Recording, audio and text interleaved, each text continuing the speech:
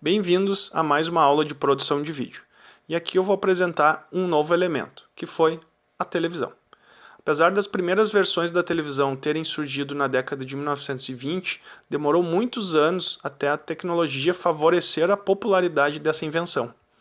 As câmeras de cinema eram muito caras e pouco práticas de usar, além do filme ter que ser revelado. Então não era rápido fazer um filme. E com a possibilidade de se gravar as imagens em videotape facilitou muito a produção para ser transmitida neste novo aparelho que foi a televisão, mas isso só aconteceu muitos anos depois. Então aqui a gente tem um vídeo que mostra a primeira transmissão de uma imagem pela televisão. Então a gente nota que realmente não tinha muita qualidade, mas era o que a tecnologia permitia. E aquilo ali, assim como o cinema, deu ideias para as pessoas de como aquilo ali poderia evoluir para ficar melhor. Então, no começo, realmente não se tinha aí uma tecnologia suficiente para deixar essa nova invenção algo interessante. Então, isso foi feito em 1926 na Inglaterra e ainda demoraria aí pelo menos mais de 30 anos para a televisão avançar para aquilo que a gente começou a entender como televisão. Então, nessa época ainda não era a televisão que a gente conhece hoje. Era apenas um meio tecnológico que foi inventado, mas não se tinha ideia de como poderia ser usado posteriormente. E depois a questão da invenção das câmeras para se gravar imagens que não eram de cinema, que foi o videotape, né, possibilitou que a TV evoluísse.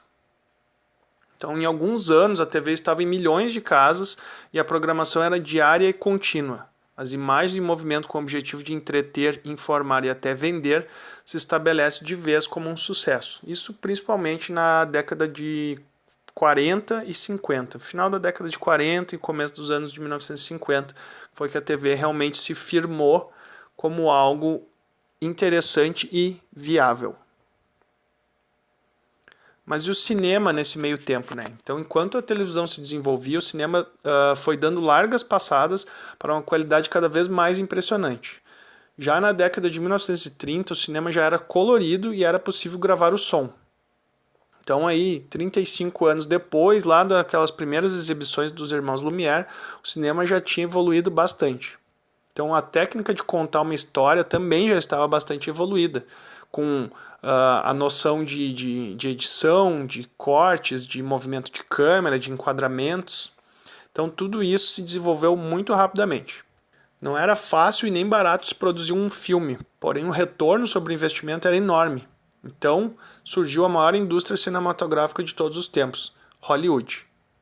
Aqui nessas imagens a gente pode ver, por exemplo, o filme Noviça Rebelde, que inclusive tinha imagens aéreas, já era colorido, tinha som.